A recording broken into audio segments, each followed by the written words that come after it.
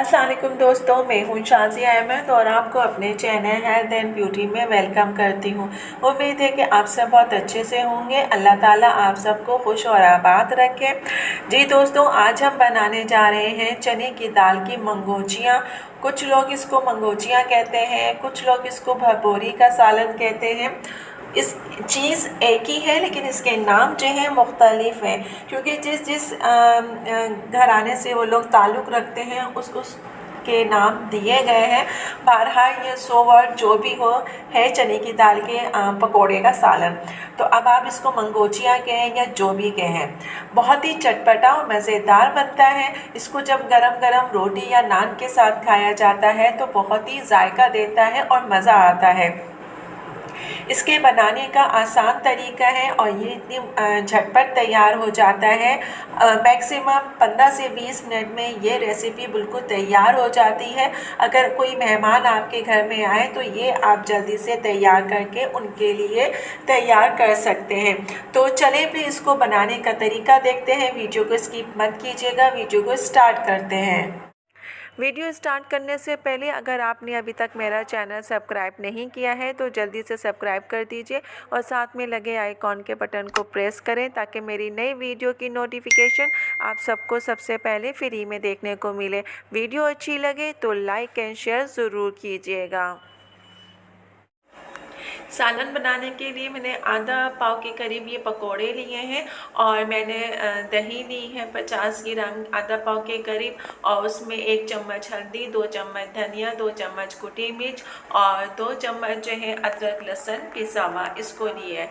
इसके बाद मैंने एक उसमें पतीली में जो है ऑयल चढ़ा दिया है ताकि वो गर्म हो जाए, और जब ये गर्म हो जाएगा तो मैं इसमें जो है 2 मीडियम साइज़ की मैंने प्याज ली थी, उसको मैं फ्राई करूँगी और फ्राई करने के बाद इसको मैं निकाल लूँगी और फिर उसके बाद इसमें मैं जो भी ये मसाला मैंने तैयार किया है इसको मैं इसमें डाल दूँगी। देखिए मैंने मसाला इसमें डाल दिया है, इसमें थोड़ा सा पानी डाल दिया है। अब मैं इसको पकने के लिए रखूँगी ताकि ये अच्छे तरीके से मसाला पक जाए। पक जाने के बाद फिर इसकी भुनाई करेंगे और भुनाई करने के बाद फिर हम सालन तैयार करेंगे।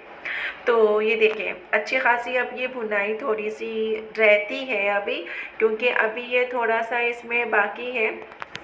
फिर ये जब कंफर्म हो जाएगा और पूरी सही तरीके से भुनाई हो जाएगी, क्योंकि देखिए अभी इसने ऑयल जो है छोड़ दिया है। अभी मज़ीद इसने ऑयल छोड़ना है। फिर उसके बाद मैं इसमें गरम मसाला डालूँगी और गरम मसाला डालने के बाद फिर मैं पकोड़े इसमें डाल दूँगी और फिर इसको थोड़ा सा सिर्फ मुश्किल से 2-3 मिनट में बनाऊँगी।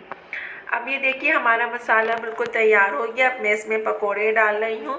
पकोड़े इसमें मैंने डाल दिए हैं, लेकिन मैं इसमें जो है पानी ज़्यादा नहीं डालूँगी। पानी को मैंने कम रखना है, इसलिए मैंने पकोड़े जो हैं पहले से ही इसमें डाल दिए हैं, क्योंकि अगर ज़्यादा पानी डालेंगे तो वो पकोड़े क्या होंगे कि अंदर से जो है मुलायम नहीं होंगे, लेकिन बाहर से वो मुलायम हो जाएंगे। तो अब मैं इसको जो है मैक्सिमम 5 मिनट तक जो है पानी डाल के पकने दूँगी ताकि अच्छे तरीके से ये सालन हमारा पक जाए। ये देखिए ये मैंने इसमें पानी डाल दिया है। अब मैं क्या करूँगी कि इसको जो है मैं पकने के लिए चूल्हे पे रख दूँगी। अब ये मैक्सिमम 5 मिनट तक जो है हमारा सालन तैयार हो जाएगा। फिर उसके बाद मैं इसमें हरा मसाला जो है वो डालूँगी। ये मैंने हरा मसाला जो है काट के इसमें देखें डाल दिया है। ये गरम मसाला मैं डाल रही हूँ। मैंने आपसे पहले भी कहा था कि जब आपका सालन तैयार हो जाया करें तो आखिर में आप जो है गरम मसाला डाला करें ताकि उसकी खुशबू जो होती है पूरे सालन में फैल जाती है। और अगर आप पहले से डालेंगे गरम मसाला तो आपका जो सालन है वो जो है काला हो जाता है। ये देखिए हमारा सालन कितना अच्छा तैयार हुआ है, रेडिश हो रहा है बिल्कुल, और जो उसके अंदर पकोड़े थे वो भी अब रेडी हैं।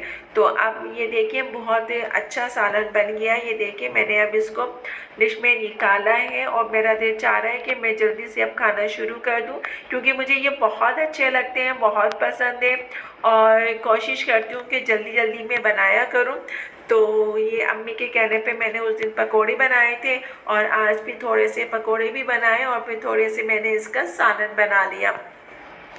ये सालन हमारे यहाँ जो है घर में सभी शौक़ से खाते हैं और स्पेशली अम्मी और मैं, और हम तीन ही अफराद हैं। बेटा मेरा नहीं खाता, लेकिन मैं और अम्मी हम दोनों ये बड़े शौक़ से खाते हैं। बेसन की, चने की, जितनी भी चीज़ें हमारे घर में बहुत शौक़ से बनती है और हम लोग जो है बहुत शौक़ से खाते चले आ रहे हैं। अब आप ये देखिए, ये सालन है तैयार। इसको आप जो है गरम गरम गेहूं की रोटी के साथ भी खा सकते हैं या फिर आप तंदूरी नान के साथ भी खा सकते हैं। दोनों के साथ बहुत जायका आता है, खाने में टेस्टी भी होते हैं। चूँकि ये सालन थोड़ा सा खट्टा होना चाहिए तो दही मैंने इसीलिए थोड़ी ज़्यादा ली थी।